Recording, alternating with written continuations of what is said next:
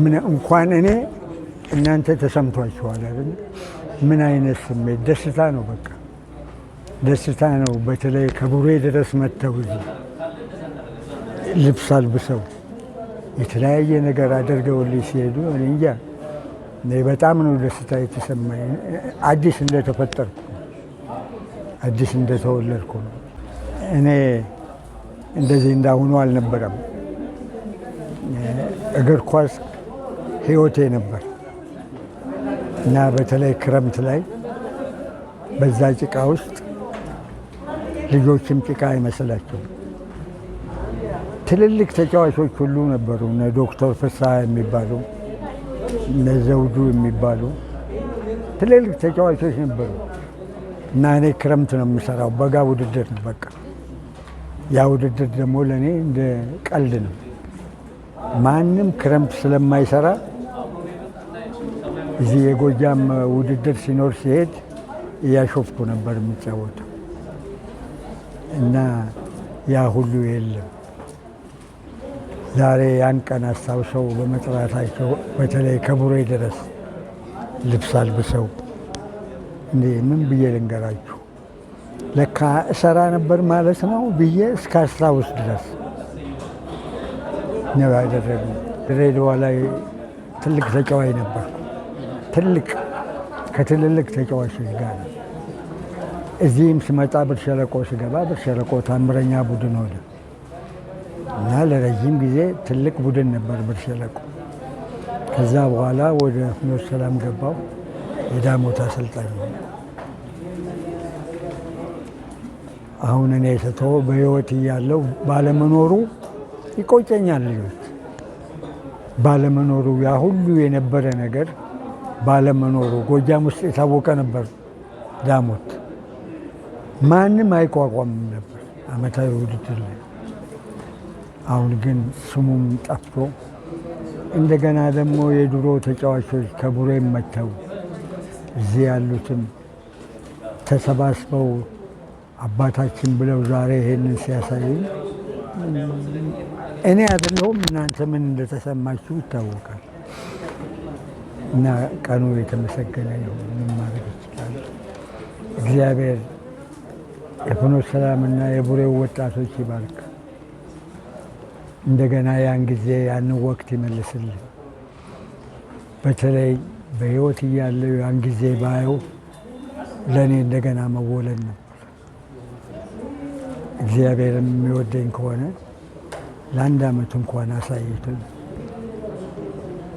እንዲህ አልነበረም። ቡሬ ፍኖተ ሰላም እንዲህ አልነበረም። አይ ከ57 ጀምሮ ነው እንግዲህ እስካሁን ያለሁት። አዎ ድሬዳዋ ትልቅ ቦታ ላይ ነበርኩ። እዚህም ስመጣ ብር ሸለቆ ገባው። ብር ሸለቆም ትልቅ ቦታ ነው። ከዛ ፍኖተ ሰላም ገባው። ፍኖተ ሰላም ትልቅ ቡድን ነበር። አሁን እንዲህ ሆነ።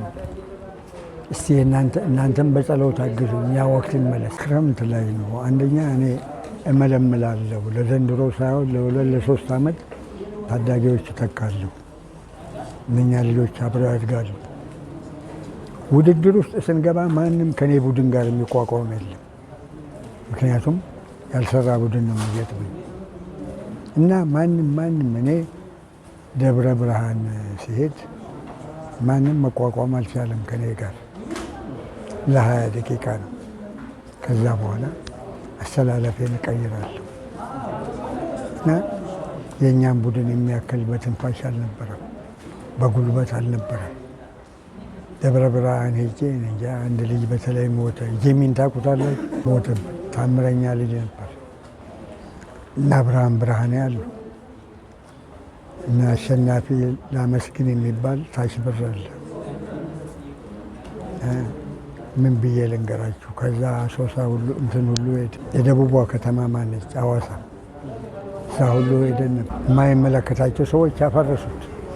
ለምን አላውቅም። ያው ወድቆ ቀር። ዛሬ ትልቅ ክብር ነው ያገኘሁት። 100 ካሬ ሜትር አገኘሁ ከአስተዳደር። እንደገና የፍኖተ ስታዲየም ሰሜኑ በእኔ ስም እንዲጠራ ሆነ። ይሄ ማላገኘው ነው። ከቦታው የበለጠ እኔ ባልፍም ስሜን ይጠራል ያ ኳስ ሜዳ። ትልቅ ክብር ዛሬ ያገኘሁበት ቀን። ምስጋና ለፍኖተ ሰላም ሕዝብ፣ ምስጋና ለቡሬ ሕዝብ። ይሄ ሁሉ ሲሆን ግን ክፍለ ሀገሩ ዞር ብሎ አይቶኝ አያውቅም። አይኔንም እንዲህ ተበላሽቼ ምን ሆንክ ብሎኝ እንኳን አያውቅም። እኔ ከ52 ጀምሮ ነው ለጎጃም የተመረጥኩት። አንዱ ዞር ብሎ አላየኝም ነው።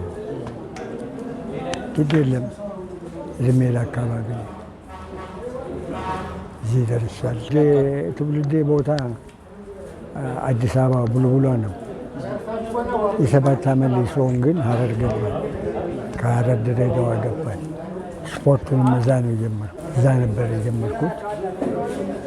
እዚህ ስመጣ ታምር ነበር። ቢሸለቆ እንደዚህ እንዳሁን ሳይሆን ታምር ነበር። ፍኖተ ሰላም ሲገባ ቆንጆ ነበር።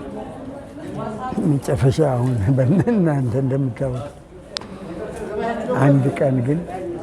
አንድ ቀን እግዚአብሔር ፊቱን መልሶ ያ ውድድር ተጀምሮ ባልፍ ምንም እንደተፈጠርኩ ነው የምቆጥረው። እግዚአብሔር ያድርግልህ።